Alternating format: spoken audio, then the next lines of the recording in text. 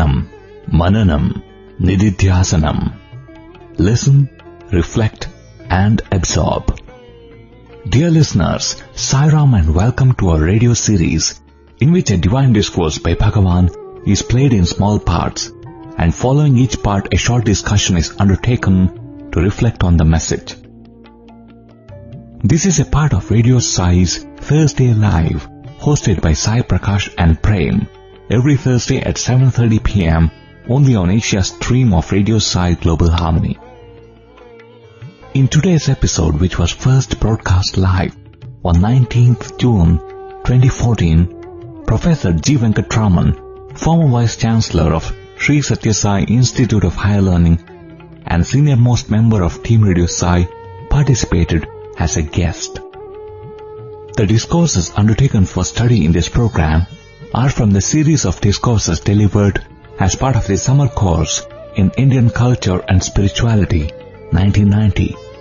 The clips played today are from the discourse delivered on 2nd of June, 1990.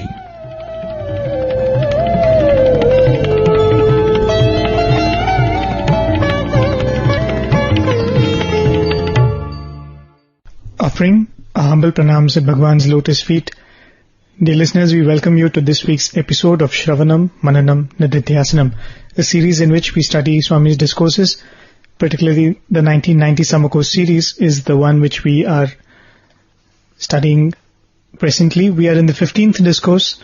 We played a couple of clips of that discourse last week. As always, I have the company of Brother Sai Prakash to host the show, but we are very glad to inform you that we also have the company of Professor G. Venkatraman today. We're very glad to have him here on the show. We hope to continue to study this discourse, but before that, I, on behalf of all of you, welcome sir to the program. Saram sir, Saram sir Prakash. Thank you very much. Saram Prem. In this discourse, Ascent of Man, the earlier discourse was on practice and precept. Yes. And this is about Ascent of Man. Interestingly, Swami starts with a very beautiful poem where Swami speaks about how the glory which is seen in the world, the beauty which is seen in the world, is nothing but that of God. Yes. A wonderful poem there. And then from there Swami goes on to say, just like the beauty of the world is God, that which gives beauty to man is Manavatvam. The humaneness is what gives beauty to man. That's what Swami says. And then Swami goes on to say that this humaneness is what gives beauty to the society. Okay. Just like how it adds value to man, this humaneness will result in morality in society, and that is what gives beauty to a society. Swami says the development of the society, the state and the nation is proportionate to the development of the Manavatvam or the human state. Okay. So that's interesting because Swami is not talking about knowledge. Swami is not talking about your acumen or your skill. He's talking about your nature. He's talking about your the Manavatva, that humanness. I just wanted to ask, sir, whether here Swami is giving so much of importance to that for a healthy society. If people are good and if they are not well educated, or if they are not up to the mark with worldly knowledge, what would be the impact of that on society, sir? That is a good question. These days, when people talk of society, they fail to relate the individual to society. This is absolute nonsense. Society is nothing but an aggregate of individuals. You can't have the body without the cells. Correct. The cell is the micro of the body, and the body in totality is the macro of the cell. Correct. And supposing you compare the cell to an individual and the body to society, because after all society is made up of individuals and the cell is the building block of a body. Correct. Body is nothing but cells put together, very large number of course. Correct. Today's logic is such, it seems to believe that you can have a healthy society with sick individuals. not physically sick, mentally sick. Correct. Right. That is totally wrong. You can't have a healthy body where all the cells are sick. In fact, that's a very dangerous thing. That is called metastasis, and when cancer is spread all over the body, and the end point is death. I mention this because there is a great deal of demand for public morality. Whereas at the individual level, the people say, I can do what I want. Morality is a matter of choice. So with all your so-called worldly knowledge, you're making a damn stupid elementary mistake. Sorry for that. But I really feel very angry about it. But there are other points. Yes. In the olden days, when the population was small, when people are good, automatically you don't have one problem, which is that of law and order. Right. There is no need for police and all that. There you have very few crimes. A few thefts here and there, and maybe the murder. I have actually seen this. In 1942, I happened to be caught up in a village because of the World War II conditions. Cities had to be evacuated. I came all the way from Karachi to a small village near Madurai. And that had a police station. And had a sub-inspector, a head constable, a couple of constables. They had to look after 7-8 villages in a radius of 25 kilometers. Amazing. That was because people instinctively believed in being good. In fact, they didn't know anything about Satya Dharma, but I have heard villagers say, I am bound by Satya. Satyam. I will not do any wrong. Because there is some force from inside.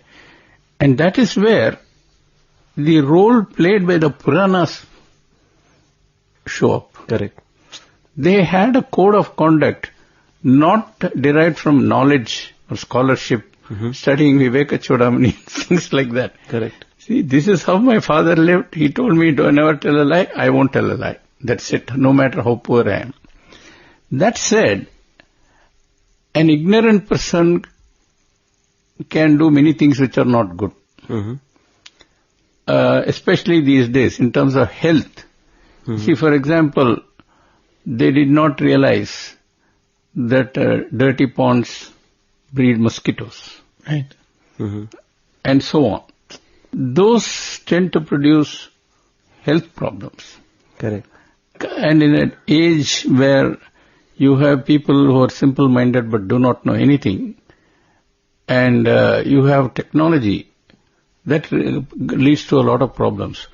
Nowadays, I don't see newspapers, but one of the things I used to see very often in the papers was tractor trailer hits moving train. There are many unmanned railway crossings. Correct. You just have to watch on both sides. Marriage party hits, bus hits train. So many died. In fact, I know in one such collision, one of my relatives lost his entire family. He didn't go to the marriage. He alone survived. Wife, children, everybody died. It was a shattering experience. So, worldly wisdom is also required. Correct. And especially in this age.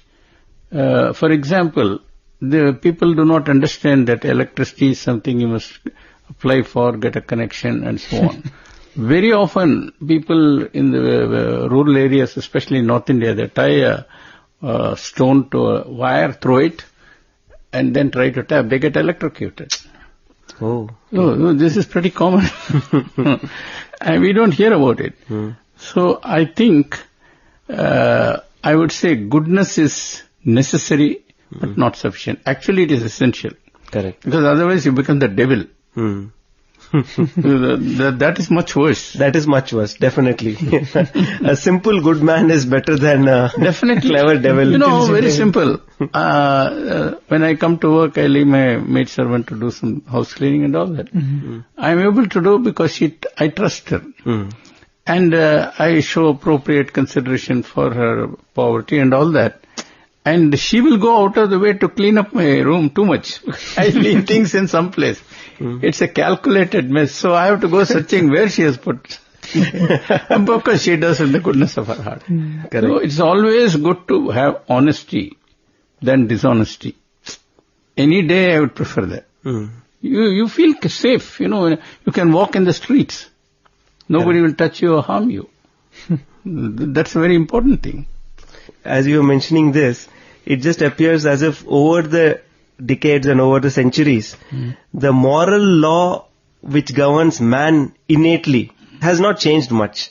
Basically, that remains the same. But what has changed is the need for him to grow in his knowledge and get used to society and get used to the advances in society. But the moral law that governed him many centuries back is still the same. See, I will put it slightly differently. Yes. This moral law has been there always. Gandhiji says the law and the lawgiver are one. That is, law is dharma, God is dharma. Law and the lawgiver are one. So, moral law has always existed.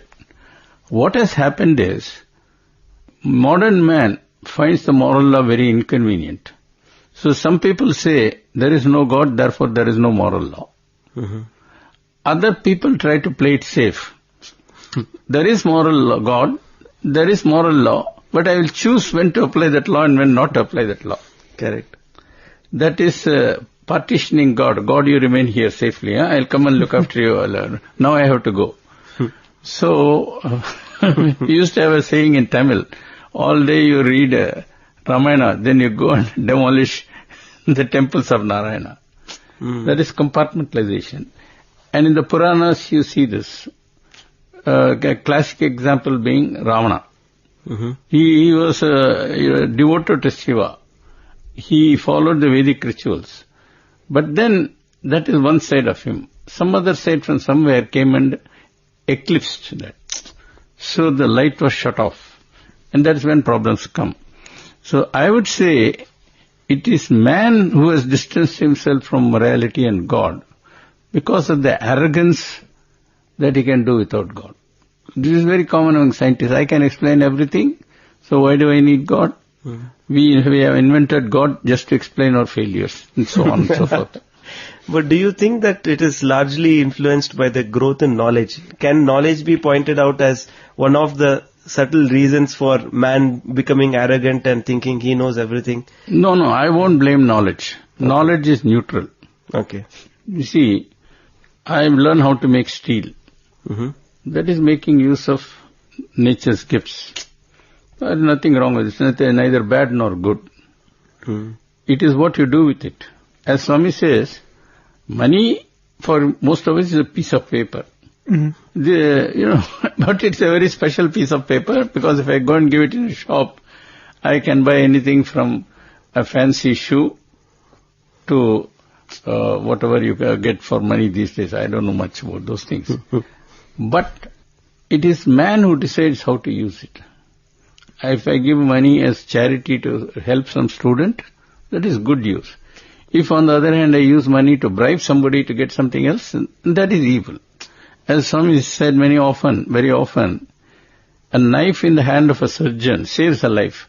A knife in the hand of a murderer takes away life. Correct. So who is responsible? It's not knowledge. Correct. Nor is it science. It is the person who has access to it. So, but is it also because of, Sir was mentioning about arrogance? Has that arrogance come out of the fact that man is able to explain more than he used to be able to explain earlier? Even when he was an idiot, he was arrogant. A tough guy in the caveman age, he could beat up anybody, so he'll be arrogant. It's as simple as that. But with knowledge, there is a magnification factor. And I misuse knowledge, I have a lot of money, so I can hire thugs in hundreds. Go and tell him, if he doesn't obey me, tell him what will happen to him. All sorts of things can be done. So similarly, science has helped humans to acquire what you call power. In fact, there are three kinds of power: money power, muscle power, and political power. And they all come together in this day and age. And it is that collusion that has vastly magnified the capacity for evil. Just think of Hitler. What was he? was an individual. And then he came across a situation which was very bad. He decided the way to get out of this is ABC. So he acquired military power, he acquired industrial power, and he had the rich people on his side because he was helpful to them. And he decided to, do all sorts of things which led to the Second World War. Correct. So, the capacity for evil has been vastly enhanced by the misuse of knowledge. Misuse of knowledge, right. That is one of the reasons why Swami insisted on a close bonding between instruction in moral values and character development, along with, whatever you study, physics, chemistry, biology, management particularly. And now it has come to, we need it even more in science. Correct. Many things are happening for which law does not exist. You do not know what is illegal. A fellow asked many years ago, when the cloning was first done, Dolly the sheep was made and all that, big news. The fellow said, supposing you take a cell from my body and you clone and you produce a human being, who is that human being? Is it me? Is it my brother or is it my son? It's a tough question. I can argue always. So, there are many such questions that our law is beginning to face. They don't have answers for this, especially in warfare and all that. So, we have allowed knowledge to be misused to a dangerous extent. In fact, when Swami came here to this very place in the studio, I think in the year 2002, in August, Swami mentioned that knowledge has to be skilled, and that skill, you have to have balance. He said, absolutely. Knowledge, skill, balance, and then success comes. That is very true. So, the knowledge must bring humility. Correct. I have not seen students these days having any humility. That seems to be a thing of the past. In this clip, Swami further goes on to say that morality and integrity can be fostered only in an environment with human values. So he says only in a spiritual environment this can thrive. And he gives that beautiful analogy of putting a seed in a tin can. And he says you are not giving it enough environment for it to sprout and grow. But when it is put in the right place, it can grow. Then there is one or two examples that Swami gives. But is this also true, sir, in a sense? We spoke about knowledge being misused. At the end of a series where Swami has spoken so much about spirituality, Swami is hinting that spirituality is useless if it does not express itself as morality in society. Is that also a problem we are facing, that we are spiritually knowledgeable, but it doesn't show up as goodness and as humaneness? I don't know what you mean by spiritually knowledgeable. Please explain that to me then. At least we know the technicalities. As Swami would say, the person might know to recite the Bhagavad Gita from front to back and back to front. But there is no amount of expression or that doesn't manifest itself in his life. That's absolutely true. That's absolutely true. These people who repeat all the 700 verses, why do you need those people? I can do it with an MP3 player. In the olden days, I had to send a tape recorder. You can also be sure it will not harm anybody. No, this is very important. Once I was asked a question by a lady. This happened in Brindavan. She said, Sita was sort of tested twice. First Agni Pariksha after the war with Rama fought with Ravana. And second time as queen, he sent her out to the forest, which is where Lava and Kusha were born. So this lady said, why did Rama do this? Was it not inhumane? And so on and so forth. Especially after Sita had passed the first test. So obviously she was campaigning for women's rights. So I said, ma'am, have you seen Sita? No. Have I seen Sita? No. Yet we are absolutely confident she was pure. If we who have not seen can be so sure, do you mean to say Rama did not know that, especially if he was supposed to be God? We have to understand that God came, as Swami said, Paramatma and Paradevi came to stage a drama, which will be a lesson for us. So it is actually a lesson for all ages. And I said in politics, I quoted a particular name, but it's very common. Mm-hmm. Now it has become ultra common so that you don't even bother about it. This was a man who held very high political positions. He was perfectly what you call strict about himself. He would chant 700 slokas of the Gita every day. And he also would give discourses on Tulsidas Ramayana. Mm-hmm. And he was very upright and all that sort of thing. But he had a son, probably only son. That fellow used to exploit his father's name and do all kinds of illegal things. Mm-hmm. Now this man, the pious moral man, had a weakness. Just as Dhritarashtra was doubly blind, physically blind and blind to Duryodhana's, what you call, weaknesses. This man was blind-sighted. So what is the use of reading all that and having in your own house a son who was exploiting him? Everybody knew it. Papers were writing about it and all that. The whole point is, even if that person was pure, this man should have distanced himself. I know T.T. Krishnamachari, when he became Minister for Commerce, he distanced himself from his son. I have nothing to do with my sons. And he kept it that way. This weakness for friends and family is often there. The solution for these problems have been given in the Ramayana. If you read very carefully, most of the lessons are for Kali Yuga, not for that age. It is for the age. I mean, it's becoming more and more necessary, especially with Twitter, Facebook, I don't know what else you have. It's becoming necessary. In fact, just a couple of weeks back, we were talking to one of the students who put this very question to Swami. Why was Sita sent away to the forest? Swami, it seems so unfair. She must have felt so bad. The question Swami asked was, did she come and tell you that she felt bad? And Swami said, see, you're trying to superimpose your emotions on a divine being. And Swami said Rama never told her to leave. It was she who took the decision to leave, seeing the discomfort that Rama was going through.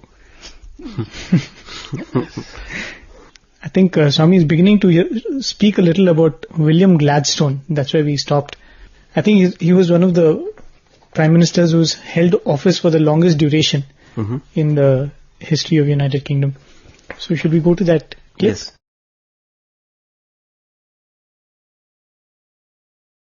Victoria Rani పరిపాలన సమయం నందు in the reign of Queen Victoria అతనికి ప్రధానమంత్రి అయినటువంటి William Gladstone అనేటువంటి వాడు నీతి నిజాయితీలను లక్ష్యం నందుంచుకొని సర్వకాలములు ఎందుకును దాన్ని పోషిస్తూ వచ్చేటువంటి వాడు.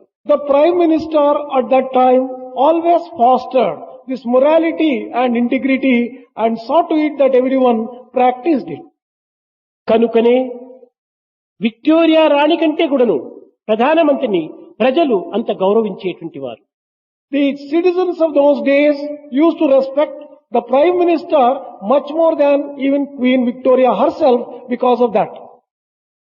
ప్రజలంటే ఇతనికి చాలా ప్రీతి. He had a lot of love for the citizens.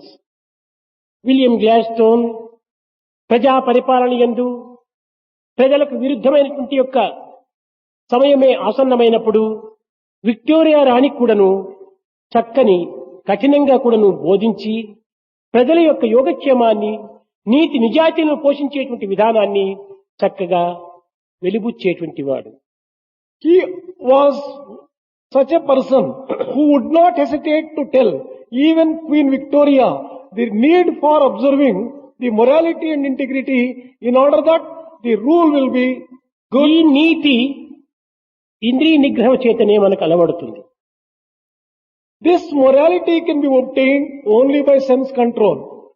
ఎవరిని వారు శాసించుకోదగినటువంటి శక్తి కలిగినటువంటి వారే ఇతరులను శాసించడానికి అధికారి అవుతాడు.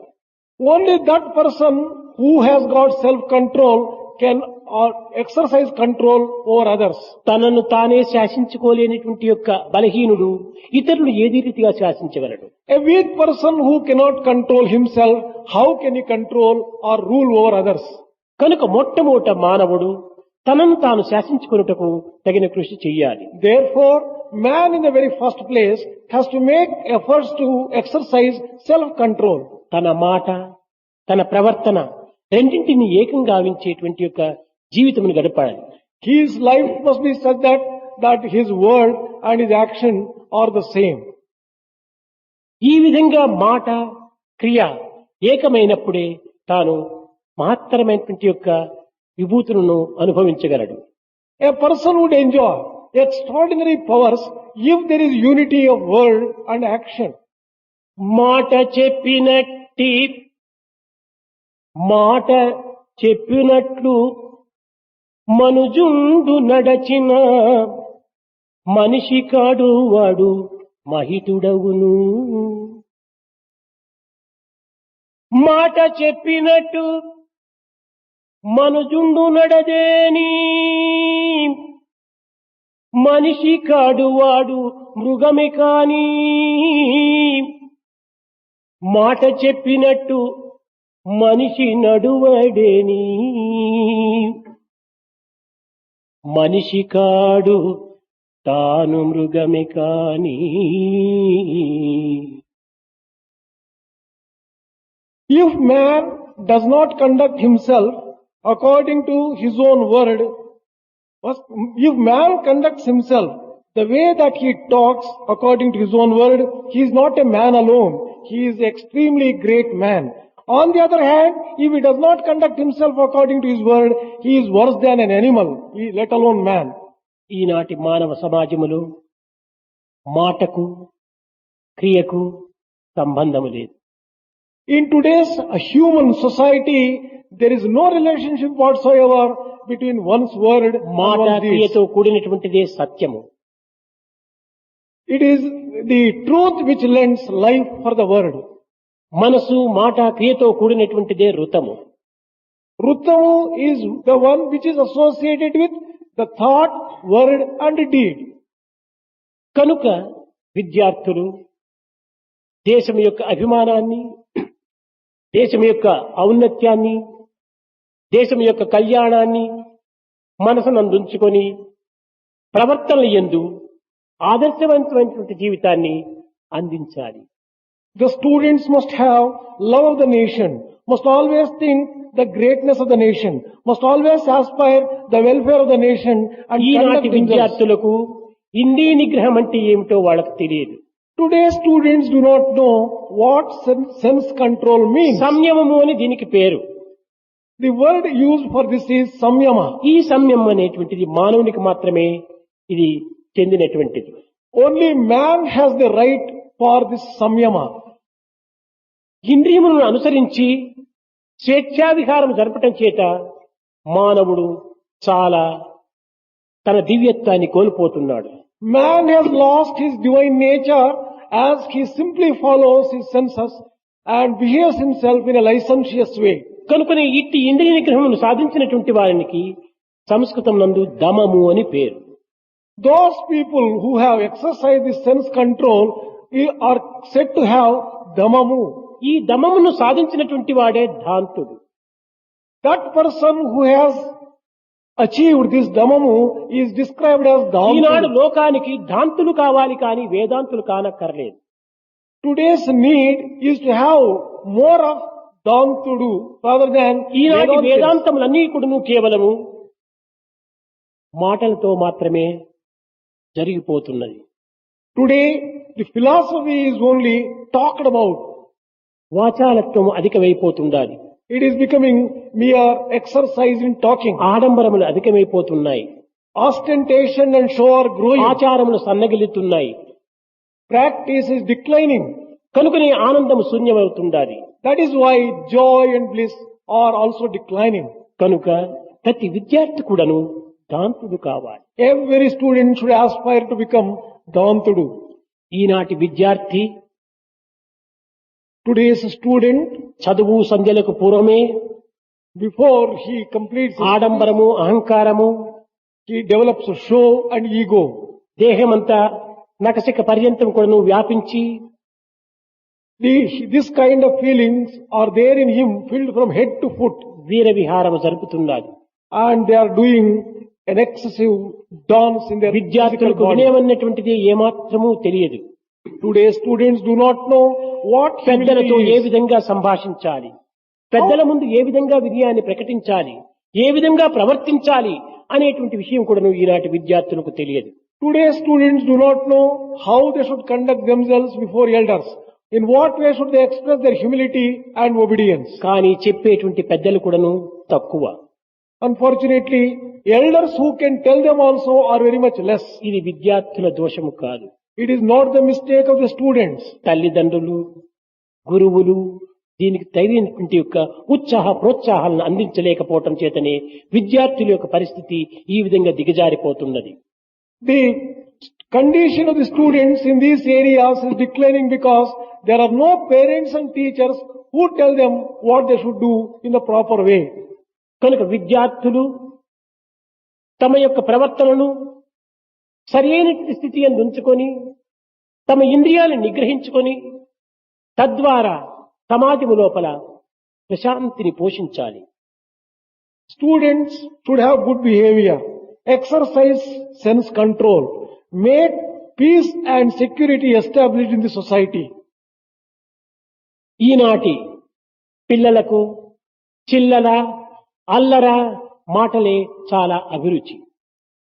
Today's children like loose talk and petty talk. ఇదే వారికి మోజు pose. They immensely like it and they consider this as the fashion. మంచి మాటలు ఏమాత్రము వారికి గిట్టదు. They don't like good words at all. ఆధ్యాత్మికం అంటే హాస్యాస్పదంగా భావిస్తారు. They consider spirituality as something funny. ఈ విధమైనటువంటి యొక్క వాతావరణము దినదినానికి విద్యార్థులు యందు అభివృద్ధి కావటం చేతనే విద్యా విధానం అనేటువంటిది కూడాను వారు గుర్తించుకోలేకపోతున్నారు. They have not been able to recognize the proper sense and the philosophy of education system because gradually and day after day they are developing these feelings in them. కనుక విద్యార్థులు కేవలము ఉద్యోగాల నిమిత్తమని ధనార్జన నిమిత్తమని ఈ దుర్భావాన్ని దూరం గావించుకోవాలి. Students should not consider education for getting a job and earning money. కేవలం విద్య జీవిత పరమావధి నిమిత్తం అనేటువంటి సత్యాన్ని మరవకూడదు. You should not forget the truth that education is meant for achieving the goal of life. జీవనోపాధి నిమిత్తం ఉద్యోగములు ఆచరించవలసింది. Jobs will have to be taken up for eking out a livelihood. కానీ ఆ ఉద్యోగమునందు కూడాను నీతి నిజాయితీ నుండి విడిచకుండా మనము ఆ ఉద్యోగాన్ని పోషించాలి, ఆదర్శంగా నిరూపించాలి. While discharging our duties in different professions, we have to observe morality and integrity and we should not give up those things at any cost. లోకాన్ని మోసం చేయటానికి, లంచాలు కొట్టడానికి, అన్యాయ అక్రమ అనాచార అసత్యములో ప్రవర్తించడానికి మనం చదివినట్టుగా గుర్తింపబడుతుండాలి. It appears today's education is undertaken in order to practice deceit, in order to accept మన చదువులు bribes. దీని నిమిత్తం కాదు ఏర్పడినటువంటిది. Our education is not meant for these things. విద్యా జ్ఞాన నిమిత్తము. Education is meant for knowledge and wisdom. ఇలాంటి జ్ఞాన పోషణ లేకుండా కేవలం ధన పోషణ మాత్రమే మన ప్రధాన లక్ష్యం అందించుకోవటం చేతనే విద్యా విలువలు క్రమక్రమేణా కూడాను శూన్యమైపోతుండాలి. Education is declining because people consider earning money as the goal and not earning wisdom. ధనము కాని విద్య కాని చెడ్డది కాదు. Neither education nor money by themselves మనం are wrong. వినియోగించుకునేటువంటి విధానం లోపల దాని యొక్క గౌరవ మర్యాదలు నిలిచి ఉంటాయి. But it depends as to how we make use of this education and wealth.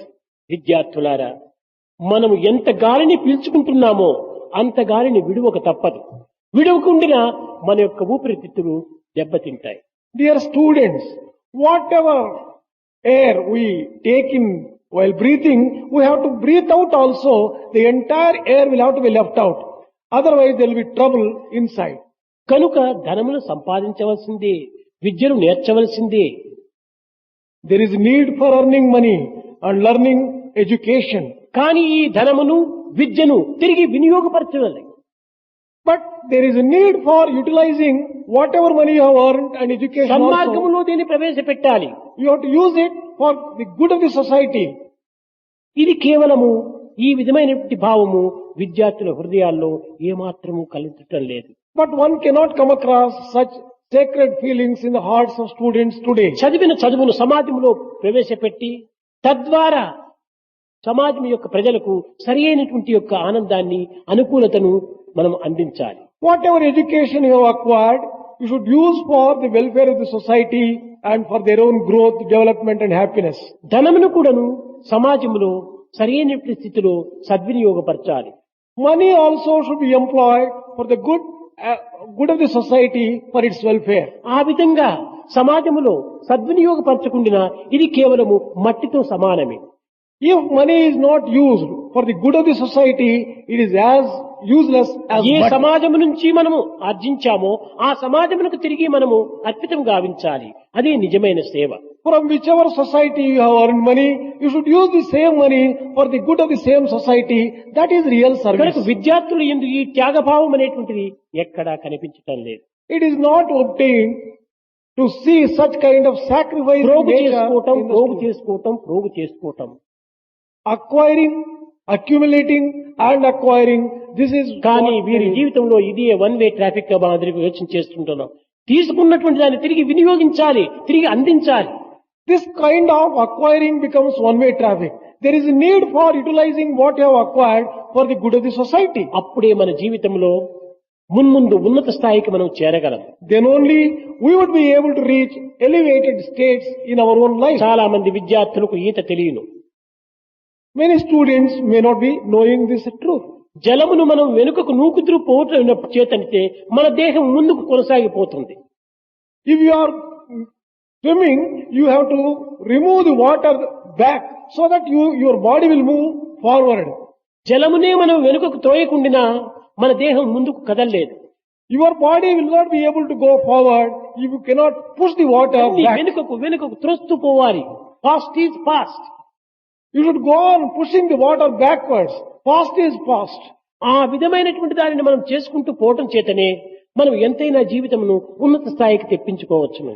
Only when we do on these lines, we will be able to reach elevated states in life.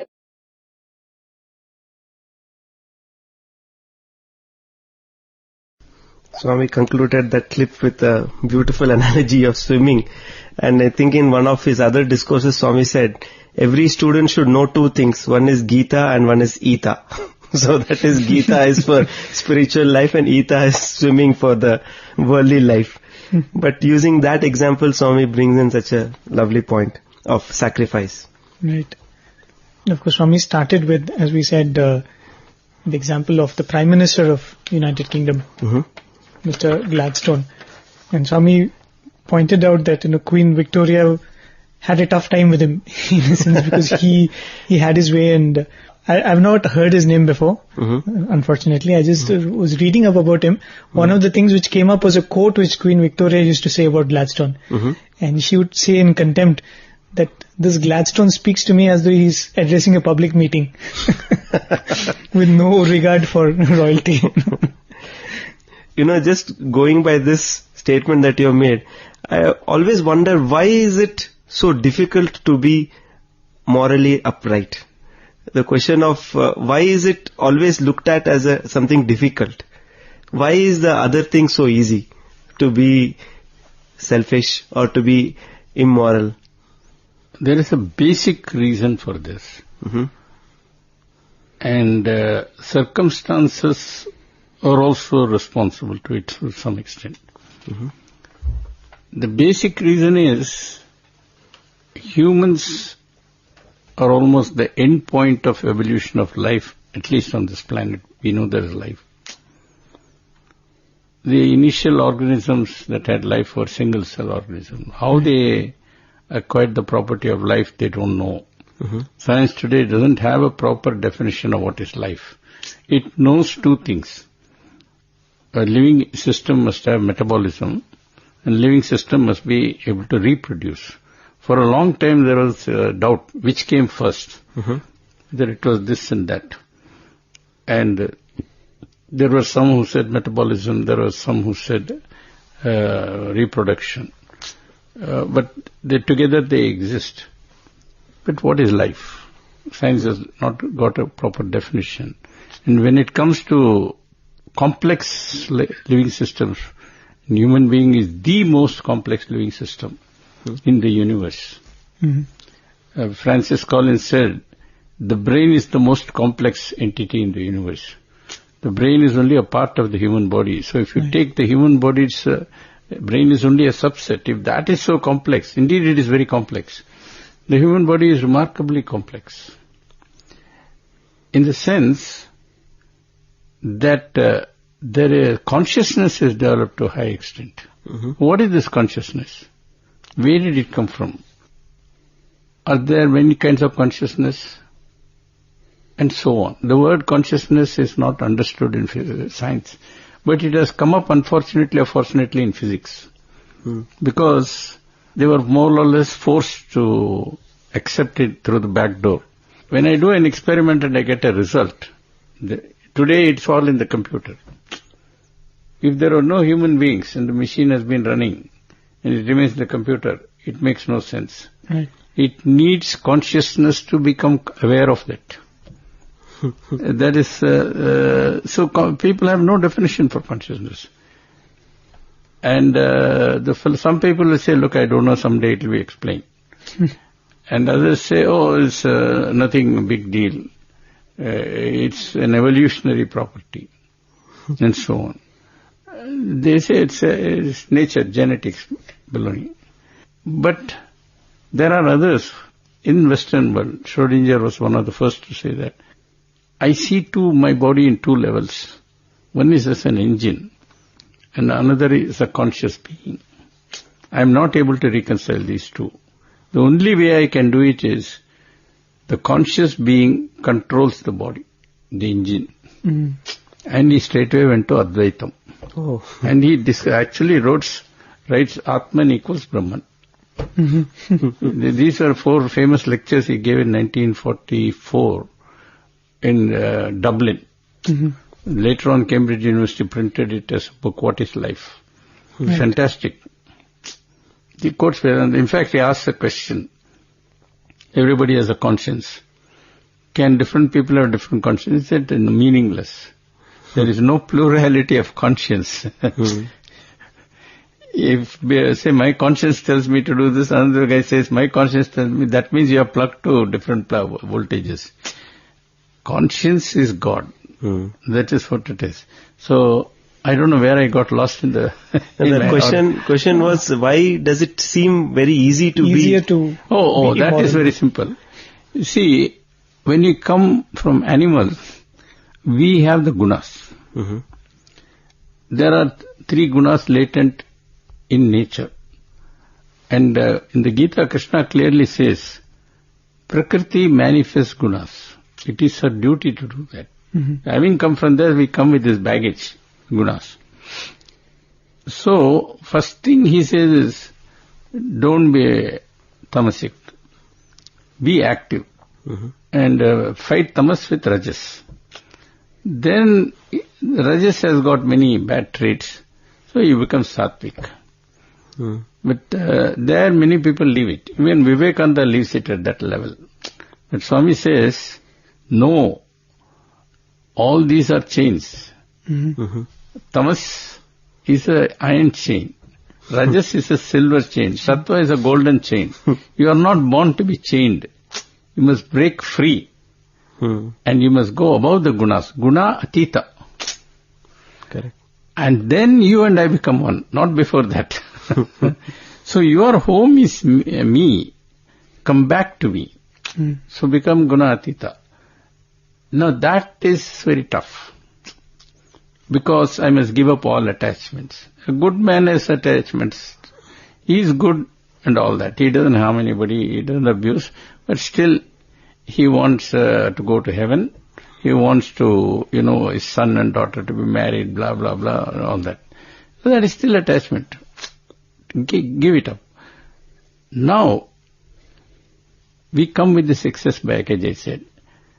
In the olden days, there was no money.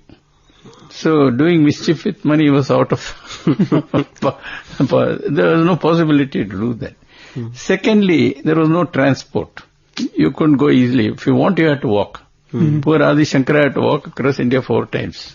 But he did it. And I remember reading a humorous story. In the caveman days, one fellow said, I want to go to the next village, I want a job. Give me a letter of recommendation. He said, no problem. He took a big stone and carving a letter of recommendation. The bearer of this letter is very good, he has integrity, hire him and all that. So this caveman took and carried it for some distance. He found it so heavy, he threw it, I don't want the job. No question of sending an email and all that. So the opportunity for giving what you call, allowing these bad Ashtavargas or what you call, Ashadvargas, to play was very limited. You could do it only in terms of Kama and Krodha. Those are the two things. And they are the, what you call the most dangerous ones. Ravana was a victim of Kama and Arjuna was a victim of Krodha. Duryodhana. Sorry, Duryodhana, I beg your pardon. I may go to hell because of that. And if you read the life of Vishwamitra, first he is tempted with Menaka. Right. Then he falls and comes out. He does a severe penance. And Indra doesn't like it, so he sends Ramba.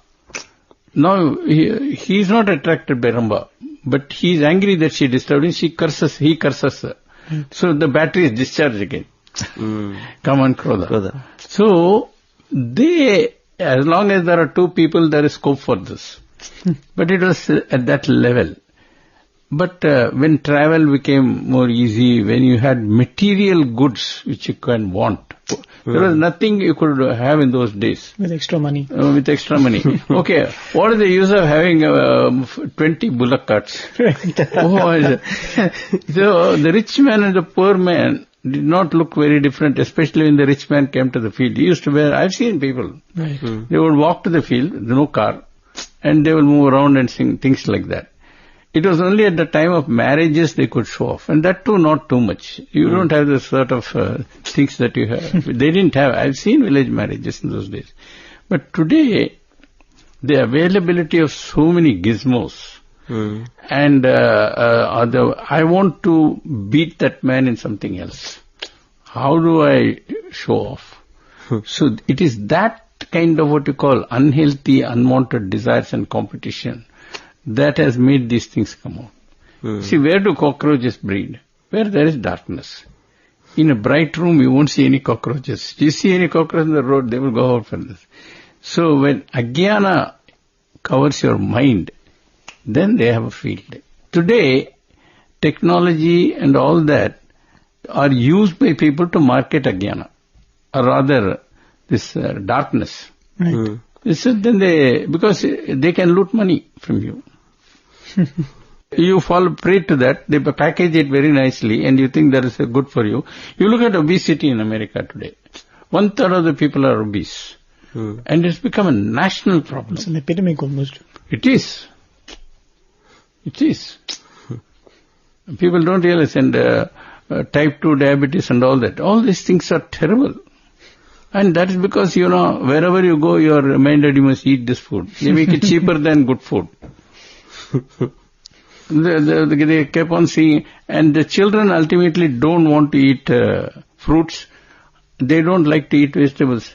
They don't want to eat apple. I said, what the hell? Even Adam ate the apple. So why? They've sort of been conditioned to very bad habits.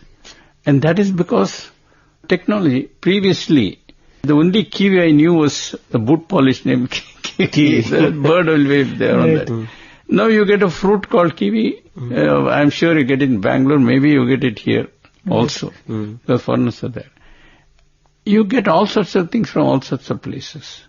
I remember many years ago when I was in Bombay, my brother was in Cambridge. I went around and sent a packet of Alfonso mangoes. He wrote a letter cursing me. No email and all that. He said, listen, I had to run around 2 days around London airport to clear this and pay so much money. I can go to an Indian shop in Cambridge and buy these mangoes. So I could have got, for the money I spent, I could have eaten 4 times mangoes. That is what technology does. So, I am very scared by the explosive growth of technology. You see the people walking on the road, they have all become very humble, they are looking down. And if you're walking, they will come and hit you straight. They don't look this way, that way. Busy reading the iPad or iPhone. I don't know what it is. They are not concentrating on the higher eye. Previously we had only the lower eye. Now you have iPad, iPod, iPhone. The scope for being immoral is more nowadays compared to... You are actually tempted to be immoral. The city of Las Vegas is almost officially called the Sin City. Can you imagine that?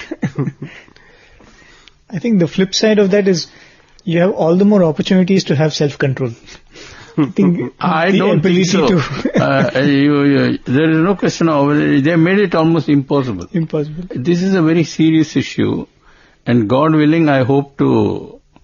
I'm sticking my neck out to do an entire series on what is called the difficulty of being good. This is a book, very nice book written.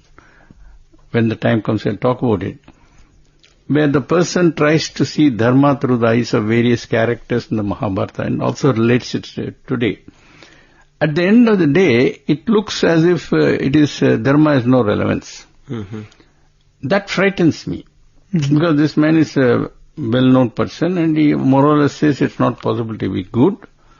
And how can you have such a situation? Dharma is the base. If you abandon dharma, then you can abandon everything. And people are beginning to talk like that. I went and gave lectures in a certain university in Delhi, on my management school. They have asked 40 questions. One of the questions, student says, a bribe is a lubrication. What do you do with that?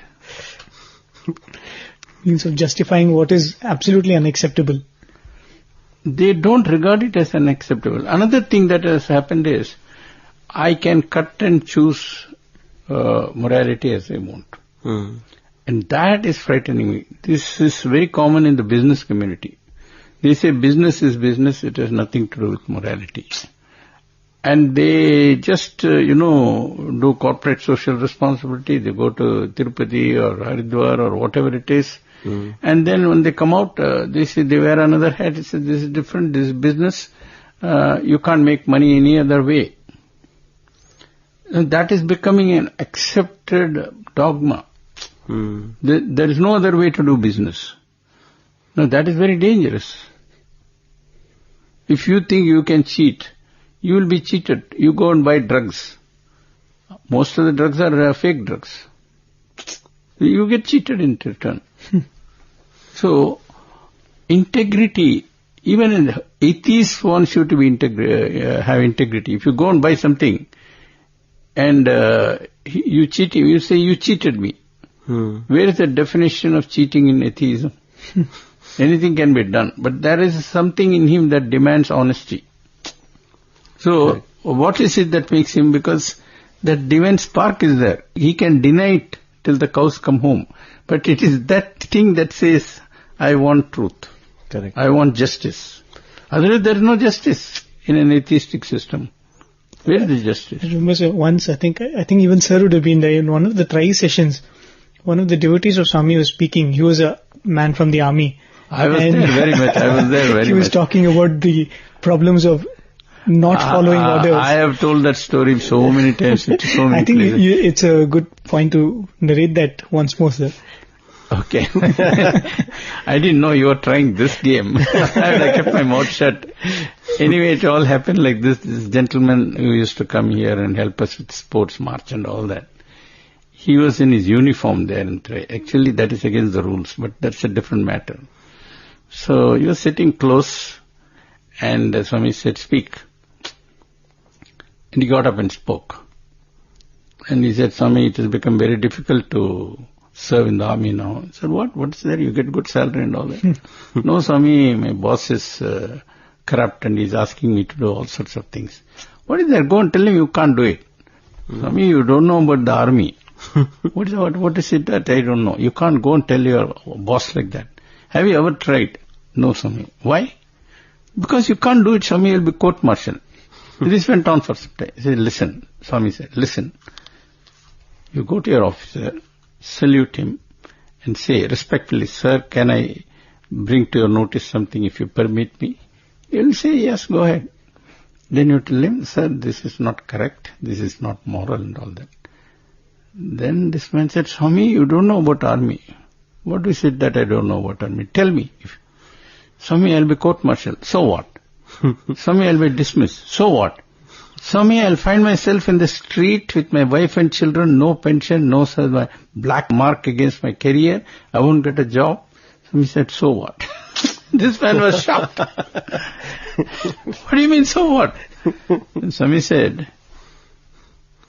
you don't have faith. What faith, Swami? This is a matter of life and death. Nonsense.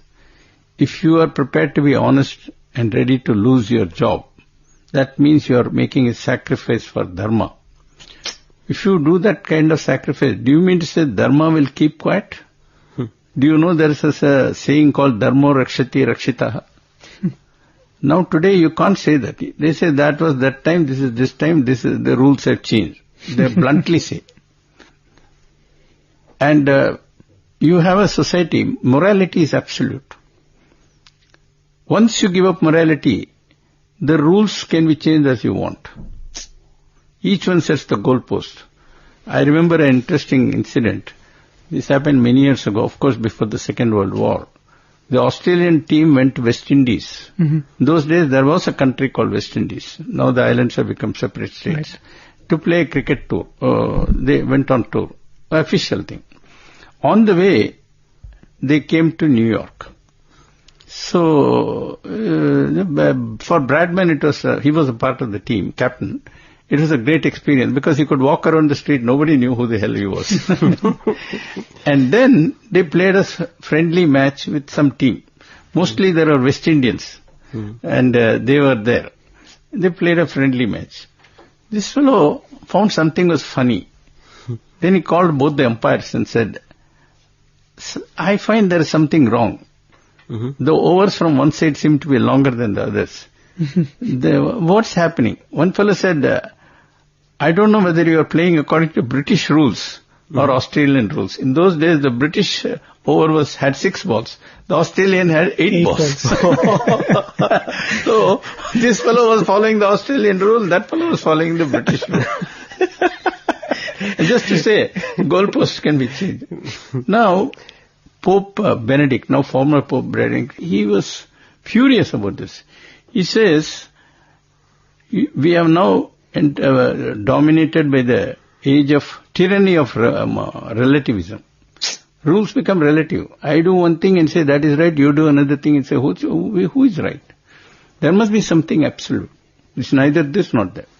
In fact, I faced this situation in Philippines 2 years ago. It was the last leg of my long tour.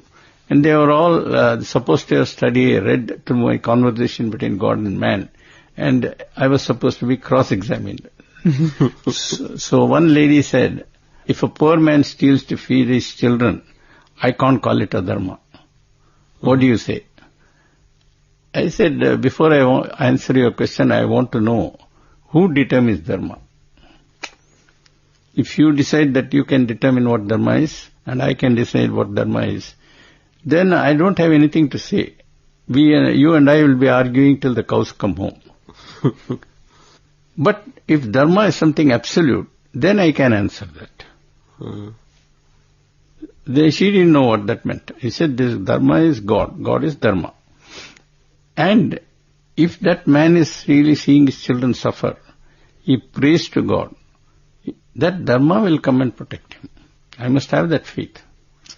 So, I don't buy this relativism. In fact, Gandhi was very particular about it. He says, law and the lawgiver are one. And he used a nice analogy. just as I will be punished for violating human law, even though I am ignorant about it. I can't say I don't know what God's law is and violate it. I am bound to be punished. So why do that? I will be humble. And he argues God is love, compassion, this, that. So I have no problem in following his law. In order to advance in life, in order to acquire this and that beyond our means, we easily fall a prey to temptation. And we slide back into dirty gunas and all that, and become a prisoner of that. So the darkness is created.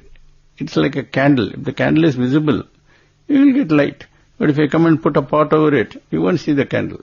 That doesn't mean the candle is not there. So we have made Ajnana into an industry and darkness into product. I don't know, commodity or whatever it is. We give money and buy it also. In fact, Swami once said that all of you who go to cinema are fools. See, that lady is paid money to cry. You pay money and see her cry. And you also cry. You also cry. This is not foolish. That lady is paid a lot of money. You shell out a lot of money just to see her cry. And along with her, you also cry. Okay, sir. Thank you so much for being with us, sir. And I'm sure there's so much more to come in this discourse. We'll have to wait till next week for that. So, dear listeners, on behalf of all of you, I thank sir for being with us on the show today. Thank you for giving me the chance. And on behalf of myself and Sai Prakash and sir, we offer this humble effort of ours at Swami's Lotus Feet. Any feedbacks, any critical comments, as always, you can write to listener@radiosai.org. Thank you for being with us. Jai Sai Ram.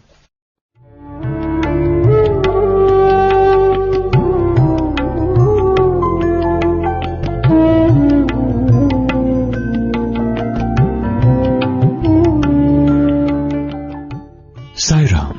You just heard an episode of our radio series, Shravanam, Mananam, Nididhyasanam.